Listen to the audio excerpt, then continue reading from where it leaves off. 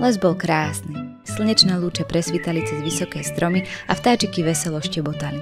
Červená čiapočka si užívala pekný deň, pomaly si vykračovala a pritom si pospevovala svoju obľúbenú pesničku o zatúlaných káčatkách. Zrazu však spoza stromu vyskočil veľký sivý vlk. Červená čiapočka sa tak zľakla, až poskočila. Kamže, kam? Spýtal sa vlk.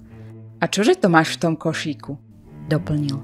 Som na ceste k mojej babičke, je chorá, nesiem jej preto koláčiky a teplý kamilkový čaj v termoske, odpovedala úprimne dievčinka. Vlk sa videl, ako si pochutnáva na sladkých koláčikoch, ktoré mala červená čiapočka v košíku, v tom však dostal omnoho prefíkanejší nápad. Neváhal a spýtal sa. No a kdeže býva tvoja babička? Červená čiapočka nevedela, že vlkovi nemôže veriť, a tak mu odpovedala.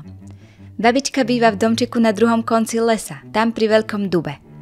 Vlk sa usmiel. Presne viem, ktorý domček máš na mysli.